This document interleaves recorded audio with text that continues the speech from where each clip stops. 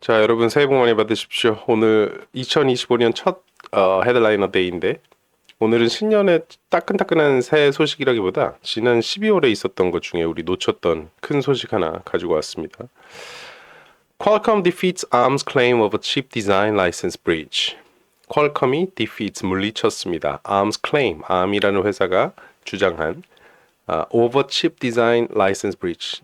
반도체 설계 라이센스 위반이라는 암의 주장을 퀄컴이 물리쳤습니다. December 21st, Bloomberg.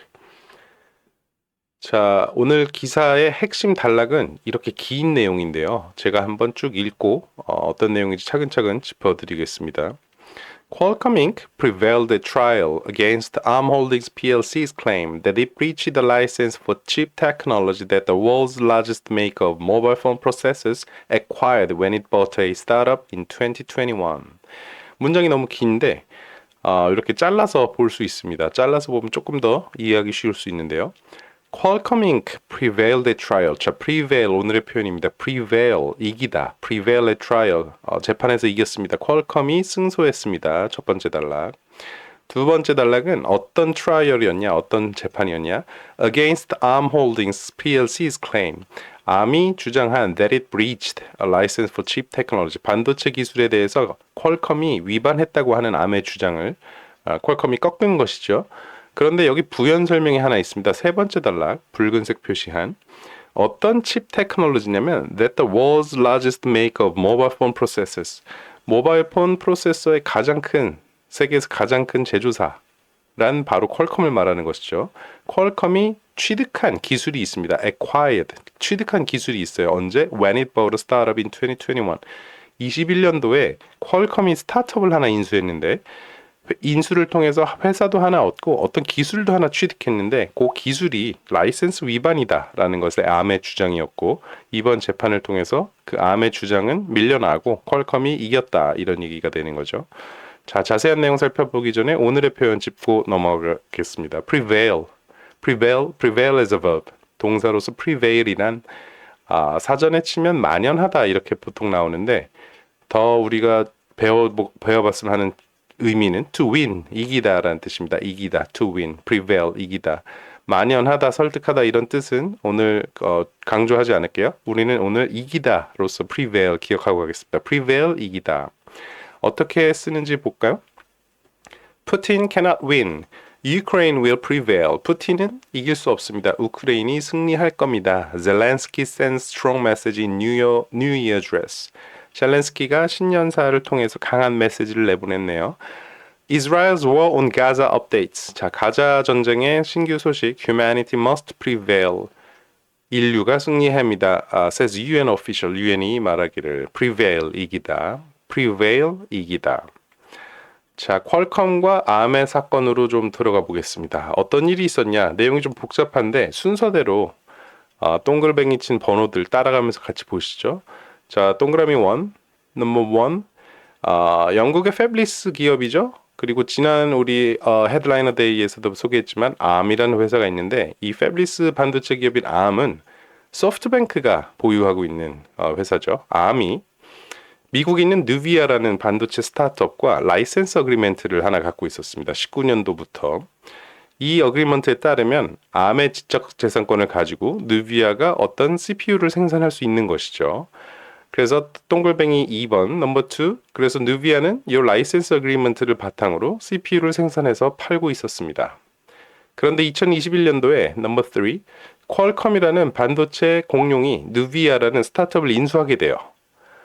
그러면서 넘버 4 암이 이렇게 얘기하죠. 누비아야, 너는 더 이상 누비아가 아니다. 너는 퀄컴의 자회사잖니. 그러니까 우리가 갖고 있던 라이센스 어그리먼트는 이제 끝이다 여기서. 라이센스 터미네이션. 그게 2022년도. 그러니까 암의 주장에 따르면 퀄컴은 더 이상 누비아라는 법인을 통해서 암의 기술을 바탕으로 한 CPU를 생산하면 안 되는 것이죠. 그렇지만 넘버 5 이런 일이 일어납니다. 퀄컴이 말하기를 누비아라는 자회사를 잠깐 여기서 지우고 생각해보자. 퀄컴이라는 모회사가 원래 암의 라이센스 어그리먼트를 갖고 있다. 그러니까 내가 누비아를 통해서 이걸 만들든 누구를 통해서 만들든 퀄컴은 정당한 라이센스를 갖고 있다라고 주장하면서 계속해서 이 CPU 코어를 생산했고 이것이 바로 우리가 친숙하게 알고 있는 스냅드래곤 같은 곳에 들어가는 CPU 코어인 것이죠.